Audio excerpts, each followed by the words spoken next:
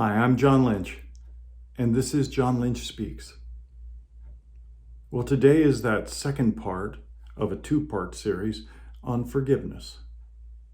And so much of what I understand about forgiveness, real forgiveness, has been formed by my time with Bill Thrall and Bruce McNichol and some of the writings that we've done. If you remember, last time I'd gotten to that place where hooks were embedded in me because I'd come to a place of saying, God, I don't think you can any longer handle me, and I will go this on my own. They say that the antidote to hurt is forgiveness. But what kind of forgiveness? The forgiveness that I grew up on was just me simply faking it. All right, I'm sorry, and inside I'm not sorry. So it'll take something different. For me to come back, the very first thing I'm going to have to do, as sick as I am, wherever I am in that process, I've got to admit something happened. I got to say it out loud.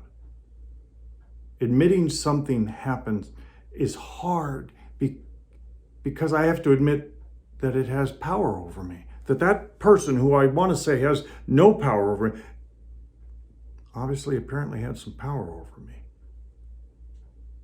And now I need to get it out, all of it. So much of our lack of forgiveness has to do with what we ask forgiveness for. I'm sorry that I want to be well and I forgive that person for hurting me. No, there's like a long list. He caused my reputation. He hurt me in my ability to even process thought.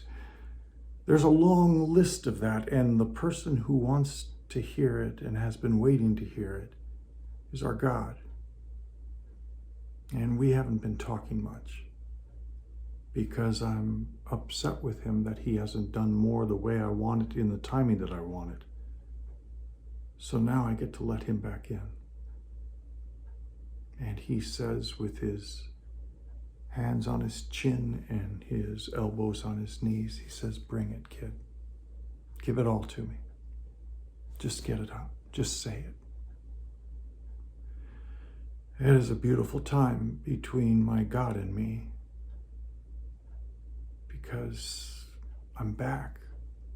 He never moved, but in our relationship, it's beautiful. This is a beautiful moment. And he listens to it all, and he waits, and he doesn't judge, and he doesn't say, see, I told you so.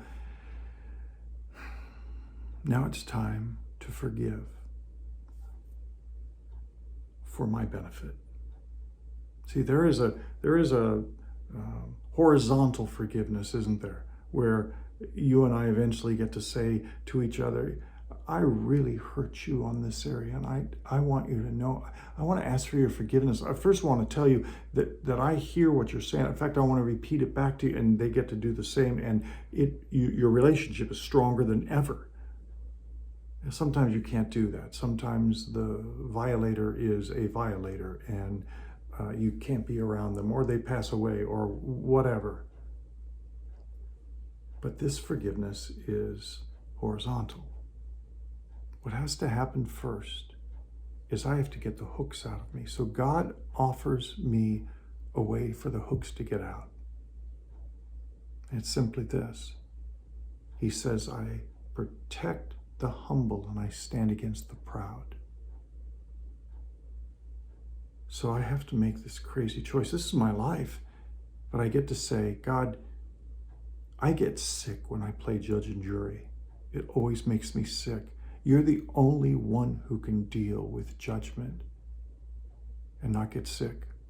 So you go, you be judge and jury, and I will let it go. I'll leave it. It's a choice. And so I do. In that moment, I go, God, please be big, God, because this is freaking me out. What if you don't come through? What if you don't do anything? This is that beautiful moment that the angels watch. And I say, okay,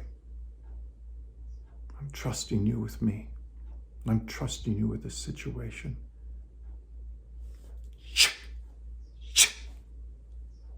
And the hooks come out. It's miraculous, really.